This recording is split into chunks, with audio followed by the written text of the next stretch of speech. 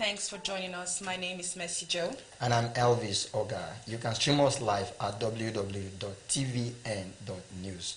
You can also follow us on our social media platforms at Television Nigeria. Remember, it's Daybreak Africa on Television Nigeria. All right. Remember, you can also subscribe to our YouTube channel at Television Nigeria.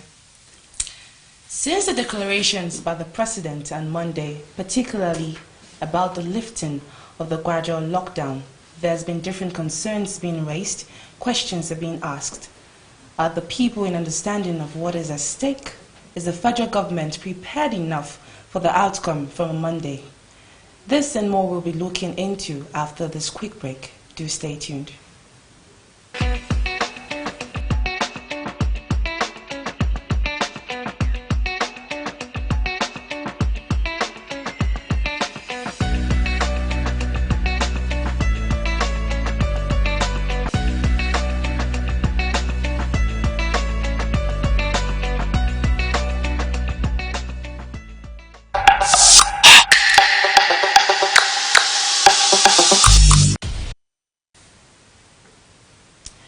Okay, welcome back from the break. Elvis, Yes. lots of Nigerians are not yet in the understanding of what is actually at stake right now Regarding the easing of the lockdown. People are thinking that it's going to still be business as usual from on Monday. Lots of persons are already in anticipation to resume work fully on Monday. But nobody's talking about, okay, I'm going to use my face mask, I'm going to get sanitizers.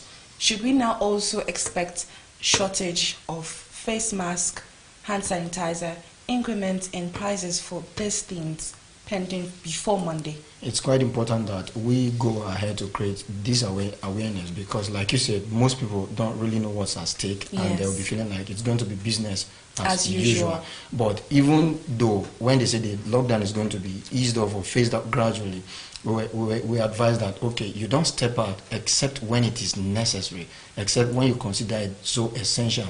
And like you talking about maybe possible shortage of some of those things like the face mask or the hand sanitizer, yes, if we tend to adhere strictly to those preventive measures, but like using our face mask and our hand sanitizer, we will see that, okay, there will be more consumption of those things, and then if the supply chain remains broken, we could see possible shortages of those things as well. I'm really concerned about people abiding by the social distancing. In Lagos some days back, there was a fire outbreak where persons were still clustered together at the scene of the fire outbreak to watch the fire outbreak. There and then it was observed that there was no social distancing being observed. Similar dose was raised when the 1 Million Boys and the Ikoibo Mushin Boys clashed, and you were talking about, okay, what happened when this social distance was actually thrown into the can or thrown to the wind. And particularly Lagos, when you talk about the fire incidents that broke out and people coming out, even people are so concerned, how will this easing of the lockdown be feasible, workable in Lagos, like in the BRT buses? How will social distancing be maintained or physical distancing be maintained? Because so many people are like, okay, these guidelines may not be applicable in Lagos, and they're trying to see how flexible or how rigid it could be regarding applying those measures in combating or curbing the spread of the coronavirus. Because the fear is amid the lockdown situation. Persons and people have not been in the understanding of how well they are meant to take these measures. So talk more about when the lockdown is now easing. Is not eased out. Eased out. So that's where the fear. And healthcare workers are actually scared now. They fear of an increase in cases from Monday. And the reason why they're scared is because there are not enough health centers in the whole 36 states of Nigeria, including the FCT. Yes. So if we're now going to be dealing with cases like from Italy, cases like Italy, Spain, and the rest, can Nigeria actually handle those cases if it escalates? Now we are facing 1,532 cases as of this morning. Yes, because last night we saw an increase or rapid increase in the cases, and then one begin to wonder what's actually happening. And like we were talking about yesterday, okay, when this lockdown is being eased out and then some of these guidelines are not followed strictly, what happens? We're not praying that we get to see cases like Italy, but what happens if eventually we see cases like that? You remember that during the president's second address regarding the COVID-19, he was talking about, okay, what the money or the donations will be using to like setting up more isolation centers or treatment centers And eventually, if we become overwhelmed, of which we say we don't want or we are not praying for that. Yeah. But what is the stand of people? What is the government trying to do if eventually we become overwhelmed with this? I think the solution to this before Monday, we have few days before Monday. Yes. My suggestion to the federal government is that they should take responsibility right now, probably mostly to the rural communities. Give them face masks and provide water for them. Those that are not accessible to water, provide soap for them, hand sanitizers. Give them more awareness. More awareness will go a long way, because even now, even the landless Nigerians are not understanding much about the president's speech. So I believe that the government should release awareness statements before Monday, so people understand what they're actually getting into by Monday. They shouldn't rush to think it's going to be business as usual. People still coming together, since you're still clustered together, not observing social distancing. Probably some persons will still be going to religious homes. Religious homes will be thinking that they can now open and start functioning. I saw someone's status yesterday on WhatsApp, and the person was talking about opening her salon up from a Monday. And I'm like, this is where Nigerians are getting it wrong. So how did the government come in now? Talking about reactions of Nigeria, I actually saw on someone's status yesterday when he was like, okay, the news about easing up or lifting the lockdown to an extent actually bring jubilation or some kind of succor to him, because he can now travel. I said, no, bro, you can't travel. It's not the time to travel, because interstate borders are still locked. Are still closed to an extent. Like we were saying, okay, in as much as the government's responsibilities to see that, okay, the lives and properties of the citizens are protected. Now, what the president's speech of gradual or phase easing of the lockdown means is that we are somewhat, to a large extent, responsible for our well-being. Now, the chunk of the responsibility is now for the citizens of Nigeria, no longer the federal government. You get your hand sanitizers, you get your face mask. I mean, if you do not want to use a disposable face mask, if you're fashion conscious, there are lots of face masks being made these days, different kinds, colorful ones, beautiful ones, to match kind of attire face mask, so they can use that. And so Kano has reopened its center for the centers that have been shut down. Kano has reopened it. That's the AKTH. That's since 27th. Yes. So I think persons can now come and test for the coronavirus. But Kano is still saying they do not still have enough health centers. You know, like we were talking about on the program yesterday, and mentioning Kano as one of the most populated states in the country, arguably the most populated state in the country. And I was actually reading comments from well-meaning people, like a senator was granted an interview regarding what happened at the plenary, the resumption of plenary yesterday, and then what they discussed, talking about the approval of the loan, and then calling on the federal government to intervene in the case at Kano, because they were talking about the mysterious death, and then the seemingly few cases in quote of coronavirus pandemic in Kano. So bringing or reopening that center is quite a good one, because most Nigerians were wondering, okay, why do we even have to close the center in the first place? If you ask me, I will tell you it was one of those needed things that was supposed to be done, because a health worker was reported to have contracted the pandemic, and then they needed to close it down and fumigate the place so that they can resume and then stop the further spread, because this health worker must have touched surfaces, so they needed to fumigate it so that people can come in and resume testing, like you said. I think one thing Nigerians should realize, that it wasn't easy for the president to make this decision on Monday, because he had to listen to a lot of plea from the people, cries from the people. Several committees, like the Presidential Task Force, Nigerian Governors Forum, and other people who have reviewed the socio-economic stand of the effect of the lockdown and of the pandemic as well. Yeah, so I believe that the decision the federal government has made is for the benefit of the people, benefit of the masses. But we also have a huge responsibility to play as Nigerians. Starting from Monday, it's not going to be business as usual. We should try to get our sanitizers, face masks, everything that the NCDC has required that we need to fight this pandemic. Let's join Susan Archie on the news desk.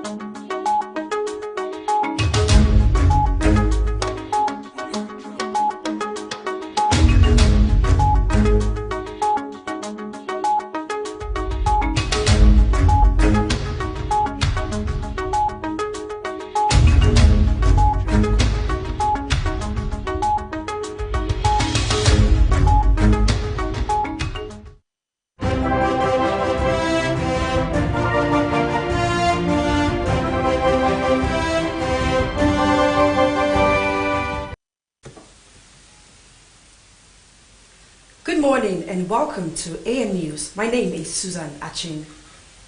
U.S. President Donald Trump has promised to send West African nations ventilators to Nigeria to help it tackle the coronavirus pandemic.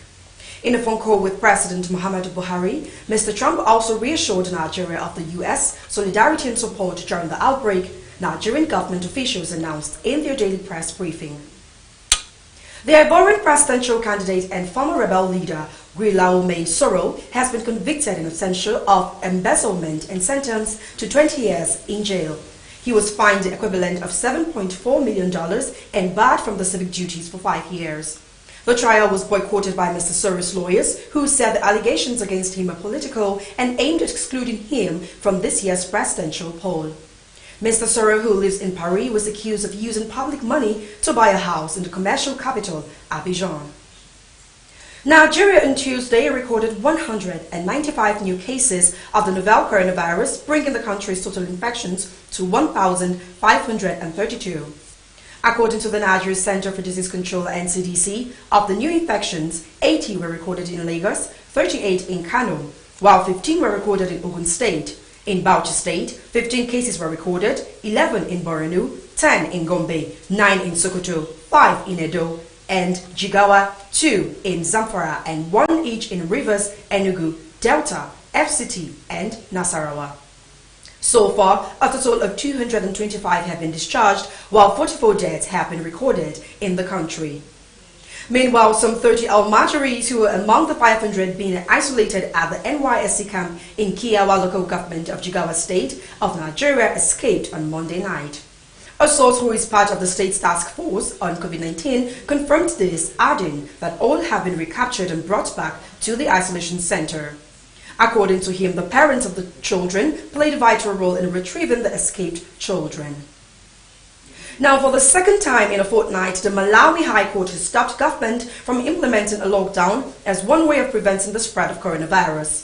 The court was due to rule on Wednesday on whether to extend an existing injunction against the lockdown.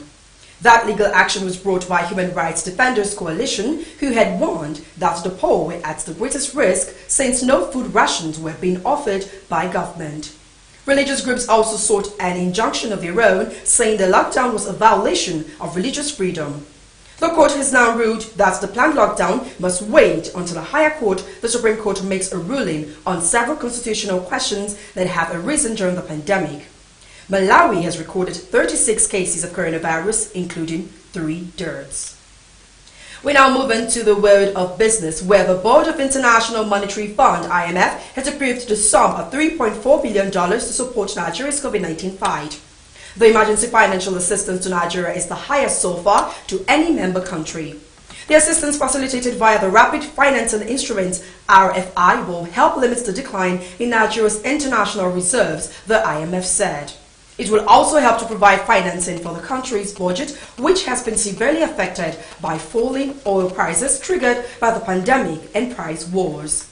The IMF praised the Nigerian government's immediate response to the crisis, describing it as a welcome development.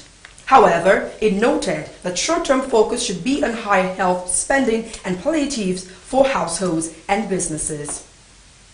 Now, on the entertainment scene, Nigerian singer Davido has released music visuals to raise funds for COVID-19 research. The song, titled Dolce & Gabbana, features singer Summer Walker and was released to support Dolce & Gabbana and Humanitarian University COVID-19 Research Fund. Proceeds from the song are expected to go into the research for COVID-19.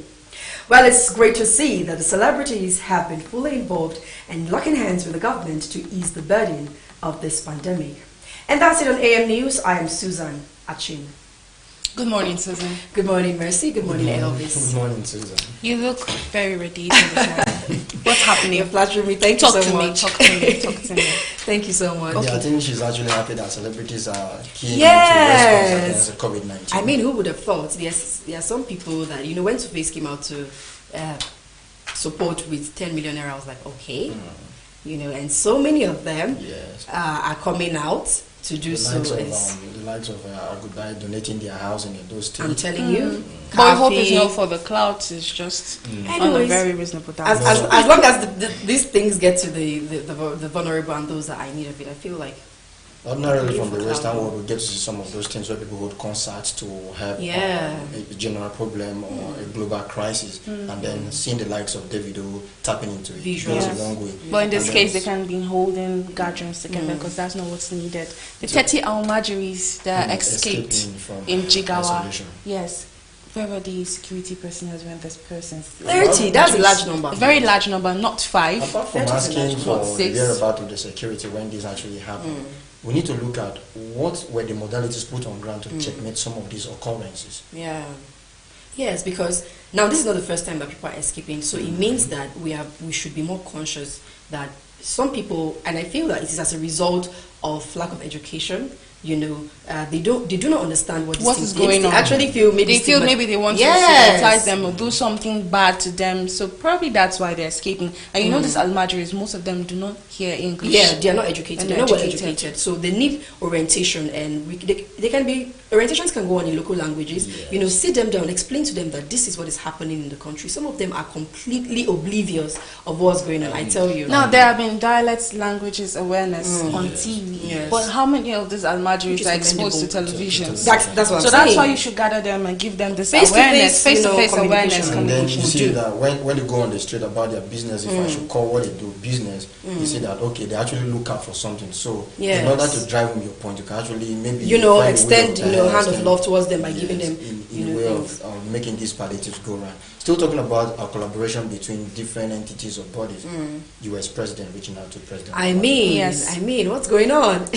You know, it brings me to the popular saying that you have something in your shukutu, but then you're looking for it. So it goes down to bear in mind the fact that we probably are not seeing what is within. You know, it seems like those without are looking within. You know, when you stand further, you have a better view of something. So the fact that Donald Trump will reach out to President Buhari is a big deal. And even one other part of the news or the story that actually got me is I'm actually trying to look at if this was actually coming to him because he has been choosing to lead the front, to be in the front line against COVID-19 response in Africa. Team. And then if you go through the details of their communication as put forward by the spokesperson Femi Adesina, he was talking about the both presidents commiserating with each other over the fatalities in these different countries, and then still going ahead to talk about the crisis or maybe the economic situation that this pandemic has put these countries in, talking about the oil, and President Muhammadu Buhari actually parting or let me just say thanking Donald Trump for this different measure he has been taking to make sure that the crude oil does not suffer much. And he also said that the U.S. is ready to, you know, partner and support. You know, they are coming together and uniting. And it was unlikely, looking at the personality of Donald Trump. Yes, we all know how the U.S. president. And then very importantly, from a part of Africa, a corruption case showing up, and then somebody being sentenced to a jail term. I mean, he was actually, the funny part was he was actually sentenced in absentia. He wasn't there. And I think it's right that we will probe into some of these issues. You know, Africa is, when it comes to things like this, you know, corruption is always largely associated, you know. So and it's one of the reasons for the underdevelopment in Africa to an extent. So it's a good thing if they probe into the issue and they have seen reasons why he should be sanctioned. I mean, okay, doing this in his absence, and then how would they go about implementing, getting this man to stay? That's the interesting part. That's actually the interesting part. The increasing cases in Nigeria. I think 195 cases. That has been the largest in a single day that Nigeria has recorded, now bringing to a total of 1,532 cases. Should we be expecting about 2,000 cases before the end of the week? Because this is just Wednesday. Every time we see a rise in cases, one thing I want to look at in order to maybe cushion the panic in the minds of Nigeria is the fact that, okay, as we get to see more testing, we are likely to see more cases. Of course. So let's not feel like, okay, maybe the spread is on the rise. That's the point. That's why I also look at it from. I feel. Imagine that the NCDC goes around all the houses. Imagine they have the number of test kits that they need to test every Nigerian. We'll be surprised the number of people that are carrying this virus and are unaware. And the thing is that if this is a solution, that means lifting the lockdown wasn't a good idea. It means when more people that have not been tested come out and They'll others give mingle, others. the probability is that there just might be a rise in these cases, but we pray for the best. Okay. We'll now go across Africa for more news. Do stay with us. This is News Across Africa on Daybreak Africa. Egyptian President Abdel Fattah el-Sisi on Tuesday ordered the renewal for 3 months of a long-running state of emergency, citing health as well as security concerns. Egypt has been under a state of emergency since April 2017, when twin church bombings claimed by an Islamic State ISIS group affiliates killed dozens of people. The new extension comes as the government battles to contain the spread of the coronavirus pandemic in the Arab world's most populous country. Dozens of workers at a construction site, including that of the refinery built by Aliko Dangote, Africa's richest man, revolted on Monday against the containment measures in Lagos, the economic capital of Nigeria. The employees rose to protest against the containment measures because they want to return to work. Bala Ekana, a spokesman for the local police, told AFP they injured 5 policemen and vandalized 2 nearby police stations. He said, pointing out that 51 rioters had been arrested and they will be brought to justice. A spokesman for the Dangote refinery, currently under construction in the Lekki district, confirmed the incident. The Tripoli-based Government of National Unity on Tuesday denounced an obtained coup by its rival, East Libyan strongman Mashal Khalifa Haftar, who had assured the day before that he had obtained the people's mandate to govern the country. In a brief speech on Monday evening, Haftar announced that the general command of his self-proclaimed army had accepted the will of the people and his mandate, without specifying from which institution he had received the people's mandate, nor did he indicate the political implication of his mandate, including the role that the parliament in the east of the country and the parallel government appointed by this assembly elected in 2014 would play. The United States on Monday said it had killed 2 civilians and injured 3 in an airstrike in Somalia early last year, in a rare acknowledgement of civilian casualties from the U.S. Africa Command military operations in the Horn of Africa. The deaths were mentioned in a debut quarterly assessment report by AFRICOM on allegations of civilian casualties raised in connection with its operation against Islamic militants in Somalia, Libya and other African countries. Regrettably, 2 civilians were killed and 3 others injured in a February 2019 airstrike. We are deeply sorry this occurred, AFRICOM's commander, U.S. Army General Stephen Townsend, said in this report. Algeria on Monday extended until 14 May the containment measures to curb the spread of the new coronavirus after authorizing the reopening of some businesses during the Ramadan period. Prime Minister Abdelaziz Gerard has renewed for an additional period of 15 days, namely from 30 April to 14th May, the current containment measures as well as preventive measures, his outfit said in a statement. Mr. Gerard called on his compatriots to continue to observe conscientiously and rigorously the measures of hygiene, social distancing and protection, according to the statement. On Saturday, the Prime Minister had ordered the reopening of several businesses, including hairdressing salons, bakeries and clothing and shoe shops, in order to reduce the economic and social impact on the health crisis. That is all on News Across Africa. Daybreak Africa continues shortly with Messi Joe and Elvis Oga.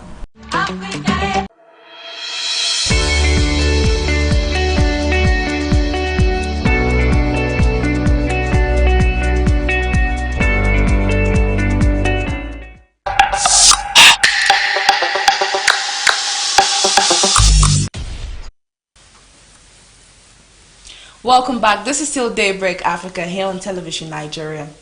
And we just checked out news making rounds the entire Africa. We now head straight to see headlines making rounds from daily publications from Nigeria. We have Victor Tehemba, who will join us in analyzing some of those burning issues on the front burners. Good morning, Victor. Good morning. Is there a lot to smile about this morning? Of course, there is a lot to smile about. Being alive is one. All right. Yes, and to the fact that the IMF is going has approved 850 billion naira loan request from Nigeria, it's also something to smile. Who knows, perhaps now the recent citizen might not get the palliatives that the government has been promising. Is it the supposed 1 million naira that the Nigerians are suggesting, or which of them? No, the one that's supposed to come from the government itself. Okay. Yes, okay. according to their own discretion, then they will decide how much each different citizen gets. Okay, let's take a look at the Daily Trust newspaper for the headlines.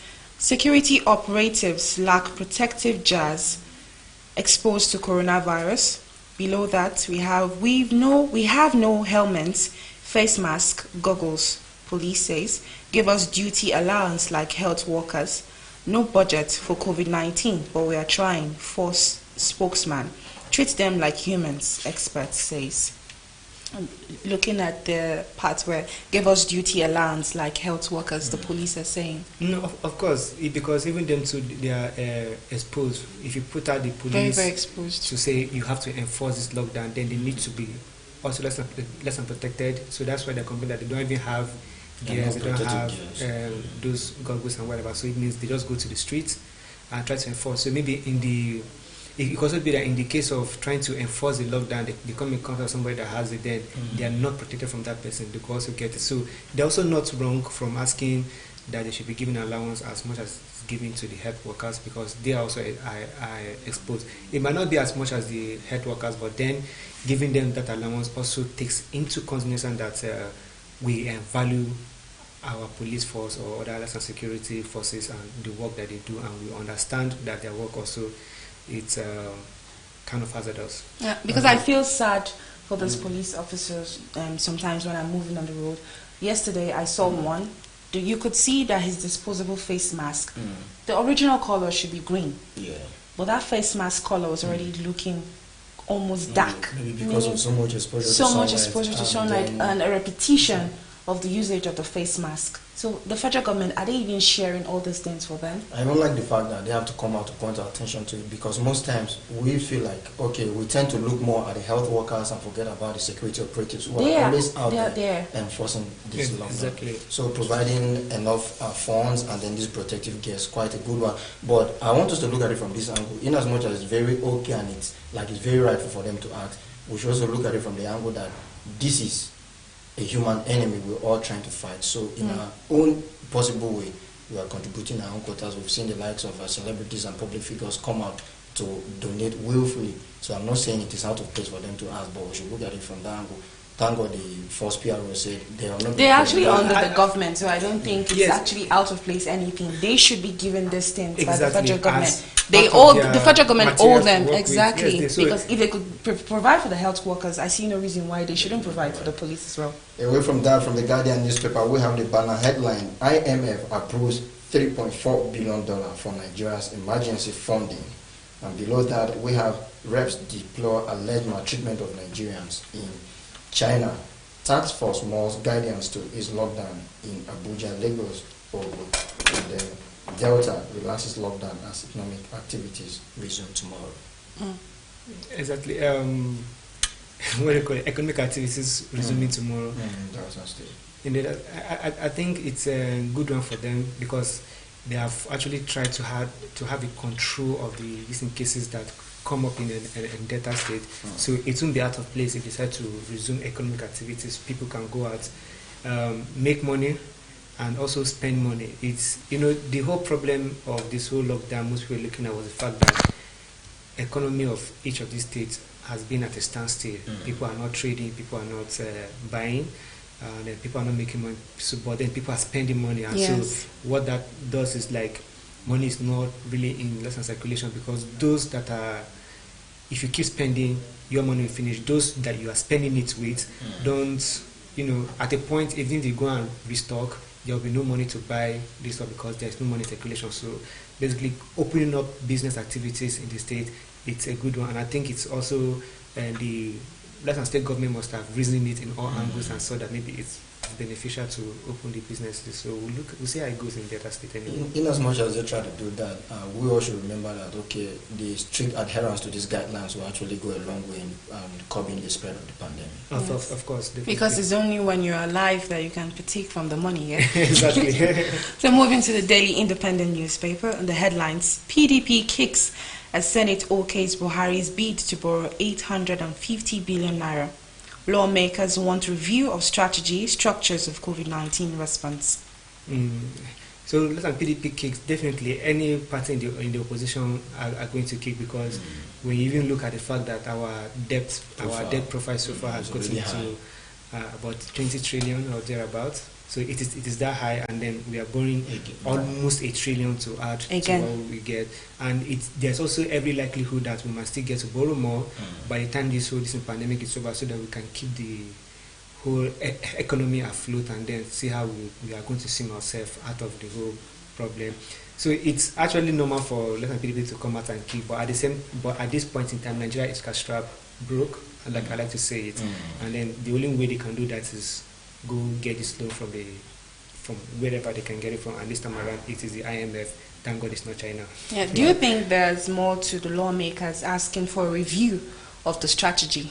No, I don't think it is not out of place for them to ask for a review, because perhaps they might be saying that what we have now might not really be working optimally as it's supposed to work. So can we restructure this and can we review it? Let's see how we can. Yeah, like probably more. What has been doled out before, they haven't seen the effectiveness. And again, when you find out that this whole lesson response team plan was already drafted before this whole thing became full-blown in Nigeria. So now that it's full-blown Nigeria, to re-strategize and look at the structure. Where are we putting in more effort? Where do we need to reduce how much we have put in effort so that we can focus on other areas that need this effort? I think they should also be particular about the rural communities in their budget. Palliatives shouldn't just involve food and money. I think it should also involve sanitizers, the face mask and all, what have you. You see, when the Senate actually asked to look or review how this money will be used, it's actually good, and this sends a strong signal to Nigerians that some people that might want to call them rubber stamp assembly, because I agree with everything the executive arm of the government brings. It's actually raising serious dust. So going far to review what's going to be done with this money, it's actually a good one. And then kicking against policies like this is not a problem. It's actually a good one that we get to see, how differently we could do this thing. So if we are kicking, we should provide maybe an alternative way where these things can be done, so that we weigh the two options and see which one is best for us. Exactly, I agree with that. Away from that, from the Punch newspaper, Buhari's team lands in Kano as 5 more personalities die. Federal government reserves hotels for Dubai returnees in Lagos. President Trump speaks on coronavirus. U.S. pledges ventilation. Suspected coronavirus patient dies in Ondo hospital. Workers in fear. So where do we even start from? That's a lot. Okay, the team landing in Kano. Yes, so the team lands in Kano because the president gave his speech on Monday evening, and then pledged or promised that he was going to support the government, the government of the state with manpower, money, human resources, and whatever it is. And I think that is the team that, that's the team going there was part of the promise. After the statement was made. Yeah, so I think it's prompt. It's not too late or whatever. So we'll see what they will be able to impute in Kano State. If they are going and they'll be able to improve the health case over there. Okay, moving to the Daily Sun newspaper. COVID-19, Trump calls Buhari, promises to donate ventilators. Germany donates 2.2 billion naira. And CDC opens 2 new labs in Lagos, Ogun State. Targets 2 million tests in 3 months. Urges Nigeria to adopt new way of life. We spoke about Trump giving a call to Buhari and promising to donate ventilators to Nigeria. But that is quite very strange, because you find out that some states in the US lack ventilators. Just listen, just look at this state, for example, New York. New York has a budget that is even bigger than Nigeria. Money that they were giving to take care of to respond to this pandemic, whatever years, is still even bigger than what less than Nigeria will budget in a whole year as our yearly budget or something. Yes. And then they still lack ventilators, and you have not yet taken care of these people. And then so how can you now promise to send ventilators to us? But then maybe he has a way around it, and it's at the same time this is international politics at play here. So, but then if he decides to send ventilators to Nigeria, to donate ventilators to Nigeria, it's also to our own benefit. So we can't really complain. What about the parts where NCDC targets to test 2 million Nigerians in 3 months? Is that not too late? Too late? No, it's not too late, and I think it's very achievable if they go about it. I think they will also adopt the kind of method that this in Ghana adopted, pulling sample of people, and then you see that they're already going to have 2 more centers in Lagos and 2 in Ogun State. Yes. That makes it 5 lesson testing centers in Lagos and 4 in Ogun State. But I think that Ogun State is getting much of the attention that should be given to other states. In my With own more cases. Yes, because they don't really have that cases. They are not when you basically look at the table of cases, there's to be somewhere below and all of that. So I think at this moment, if Kano can begin with one test center at the moment, you look at Kaduna dealing with is it 1 or 2 as well. I think Ogun State can do with 3 at the moment because of the cases we have. But I think it is also not because they want it to be put there, because maybe the environment allows it, makes it possible that they set these things up here and not like other places. The authorities, appropriate authorities, were actually talking about it, and the breakdown shows that for this to be achieved, they need to test about 50,000 from each state of 36 states of the federation. And in 3 months, I don't think that is too hard to achieve if you actually work it. It's not too hard. It's not too hard at all. Okay, Victor, it's nice having you on the newspaper review segment. That is the much we can take for now. Thanks for coming. Thank you very much. Thank you, Victor. All right, and now we'll go ahead to take some tips on healthy living on cholera rather. It's still Daybreak Africa. Please stay with us.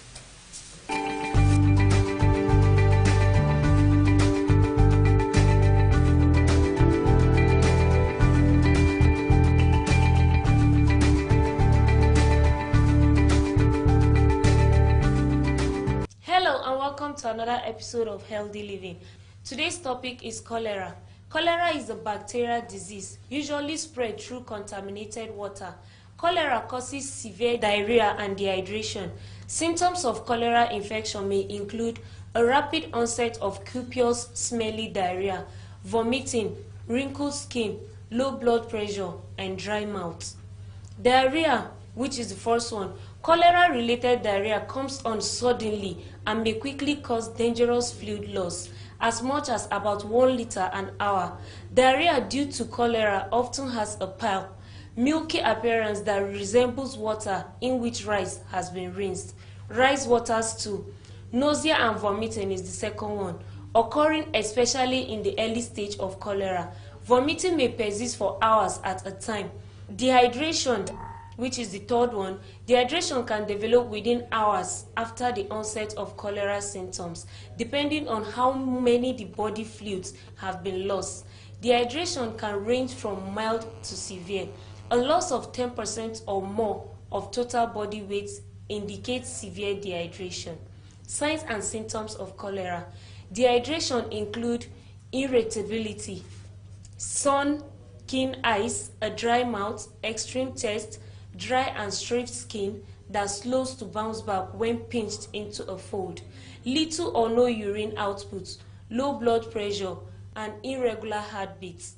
Dehydration may lead to a rapid loss of minerals in your blood that maintain the balance of fluid in your body. This is called an electrolyte imbalance. Causes of cholera: contaminated water supplies, uncooked fruit, dirty vegetables, and other foods can also contain the bacteria that causes cholera. How to prevent cholera? Avoid dirty foods, cook food well, especially seafood, keep it covered, eat it hot, and peel fruits and vegetables. Drink and use safe and clean water. Use latrines, do not defecate on the ground. Wash your hands often with soap and safe water. Treatment for cholera. The main treatment for cholera is fluid and electrolyte replacement, both oral and IV. Antibiotics usually are used in severe infections in which dehydration has been occurred. Anyone who has been in a high-risk region within the previous 5 days and develops severe vomiting and diarrhea should seek urgent medical assessment. Although cholera can be life-threatening, it is easily treated by immediate rehydration, that is replacement of fluid and salt loss through diarrhea. Oral rehydration fluid is recommended. This can be obtained from pharmacies. Patients with severe dehydration or who are unable to keep oral fluid down require hospitalization and intravenous fluid replacements. Antibiotics shorten the duration of illness and lessen the severity, but they are not as important as rehydration. Thank you for watching today's episode. I still remain Lillian Ambi. Remember, not all sicknesses are being cured by medicines. Some of them just need a happy soul, happy mind, and laughter. So always be happy.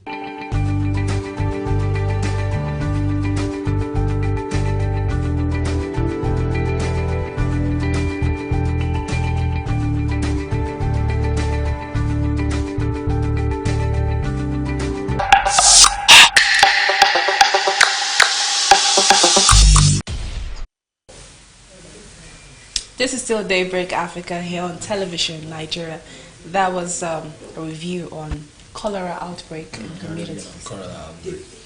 See, when we talk about some of those, do I call them epidemics way back then? Yeah, cholera was more like an epidemic. Before coronavirus thought that it was bigger than, you understand? So these were some of those health issues we had to deal with, and then we'll try to look at possible causes of these things. Like when they mention cholera, dysentery actually comes to mind because you need to check the source of your drinking water, and then the food you eat, if they have been messed by flies, and these are some of those things that cause it. Okay, this has been Daybreak Africa here on television Nigeria. It's been a pleasure having you watching us. My name is Mercy Joe. And I'm Elvis Oga. Okay, try to subscribe to our YouTube channel at Television Nigeria and follow follow us on all our social media platforms, Facebook, Instagram and Twitter. Do stay tuned and stay safe.